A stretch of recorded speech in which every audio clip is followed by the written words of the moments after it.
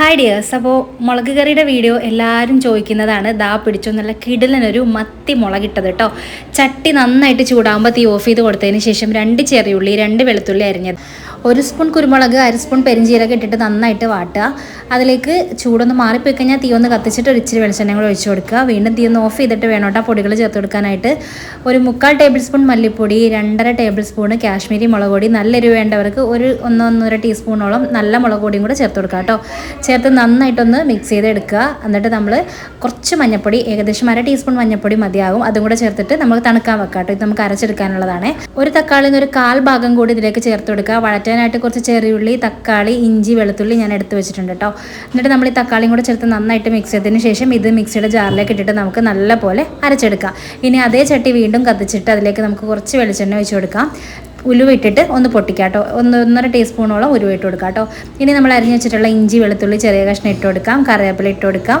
നന്നായിട്ടൊന്ന് ഇളക്കി കൊടുത്തതിന് ശേഷം അതിലേക്ക് ചെറിയുള്ളി ഇട്ട് കൊടുക്കാം കേട്ടോ. ഒരു 4-5 ചെറിയുള്ളി ചെറുതായിട്ട് അരിഞ്ഞിട്ട് ഇട്ട് കൊടുക്കാം. അതൊന്ന് വഴണ്ട് വരുമ്പോൾ നമുക്ക് തക്കാളി ബാക്കിയുള്ള 3/4 ഭാഗം ചേർത്ത് കൊടുത്ത് നന്നായിട്ട് ഇളക്കി കൊടുക്കാം കേട്ടോ. ആ ഒന്ന് വഴണ്ട് വരുമ്പോൾ നമ്മൾ നേരത്തെ അരച്ച് വെച്ചിട്ടുള്ള ഒരു മിക്സ് ഉണ്ടല്ലോ, അത് നമുക്ക് ഇതിലേക്കായിട്ട് ചേർത്ത് കൊടുക്കാം. ഇങ്ങനെ ഇറക്കുമ്പോൾ അധികം പൊടികളും വേണ്ടി വരില്ല, എരിവും കുറവായിരിക്കും, നല്ല കുറുക്കമുള്ള കറി കിട്ടുകയും ചെയ്യും.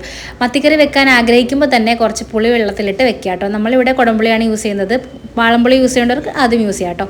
ഇനി ആവശ്യത്തിനുള്ള വെള്ളം ഒഴിച്ചതിന് ശേഷം ഒന്ന് ചൂടായി വരുമ്പോൾ നമുക്ക് നല്ല വെട്ടി കഴുകിയ മത്തി ഇട്ട് കൊടുക്കാം കേട്ടോ.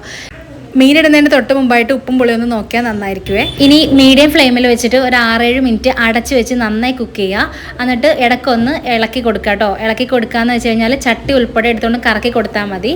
ഒരല്പം കായപ്പൊടിയും കൂടെ ചേർത്തിട്ട് ഒരു 2-3 മിനിറ്റും കൂടെ ഒന്ന് മൂടി വയ്ക്കാം. അതിൻ്റെ കൂടെ കഴിക്കാനായിട്ട് നമ്മൾ നല്ല വെള്ളയാണ് റെഡിയാക്കുന്നുണ്ട് കേട്ടോ. തക്കാളി മുരിങ്ങയൊക്കെ ഇട്ടിട്ടുള്ള വെള്ളയാണ് റെഡിയാക്കുന്നുണ്ട്. അതിൻ്റെ കൂടെ നമ്മൾ മീനും കൂടെ പൊരിച്ചെടുക്കുന്നുണ്ട് കേട്ടോ.